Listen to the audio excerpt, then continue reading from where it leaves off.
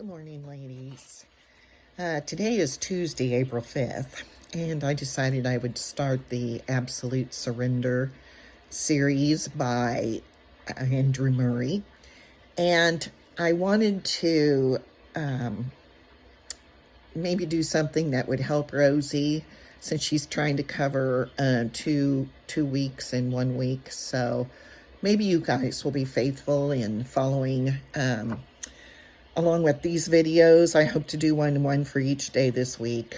On day one, the author, Andrew Murray, is saying that we should consider and respond to having absolute surrender to our Lord.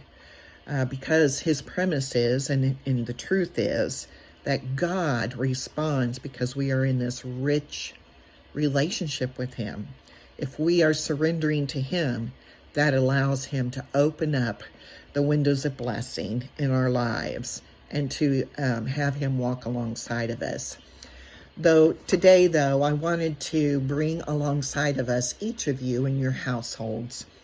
I've already made my list for today, so I'm going to lift your names up. Catherine, Margaret, Rosie, Della, Debbie Gassaway, Kim, Glenda, Renee, Marilyn and Jackie, Carol, Natalie, Sue, Kathy Smith, Jenny Kuya, Marcia, Paula, Lindsay, Yinka, Chantel, Cinnamon,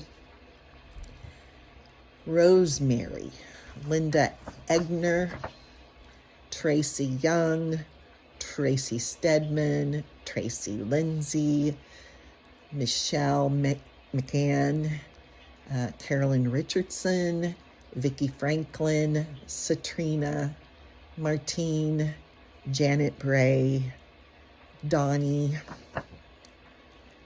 and I'm thinking I might have everybody included there. And I know that there's been prayer requests for some of these that are more of urgent measures, and I have those, ladies. Okay, so with regard to absolute surrender, I turned to page 83, and he's got quite a quote here. He's talked to a man back in the days of 1897 who was saying that what is the one thing that makes your workers successful? And his answer was absolute surrender to God is one thing. Because if you could depend on them in their absolute surrender to God, then they were going to be faithful workers. If they're sound on that, he said, even if they're backward, which we all are, they are willing to be taught and helped, and they always improve. Whereas others who are not sound, there's very often they go back and they leave the work. But the beautiful quote down here on 83 starts with that last paragraph. Let me say, first of all, that God claims it from us. Yes, it has its foundation in the very nature of God. God cannot do otherwise. Who is God? He is a fountain of life. The only source of existence and power and goodness, and throughout the universe there is nothing good but what God works. God has created the sun, the moon, the stars, the flowers, the trees, and the grass, and are they not all absolutely surrendered to God? Do they not allow God to work in them just what he pleases? When God clothes the lily with its beauty, is it not yielded up, surrendered, given over to God as he works in its beauty? And God's redeemed children, oh, can you think he works in its beauty? God can work his work if there's only half or part of them surrendered. God cannot do it. God is life, love, blessing, power, infinite beauty. They find God delights to communicate himself to every child who is prepared to receive him. But this one lack of absolute surrender is just the thing that hinders God as he claims it. Now, quote coincidence happened to me today. I'm trying to do a chapter by chapter read through the Bible. Right now I'm in the New Testament in Mark.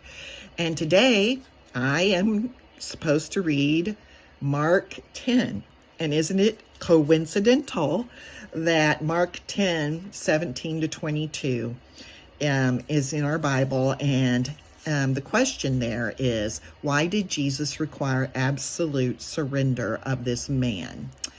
And so my response, and something for you guys to think about, is surrender would mean that the man understood that Jesus was God, not a step up in rank of a religion, not another check mark for being good.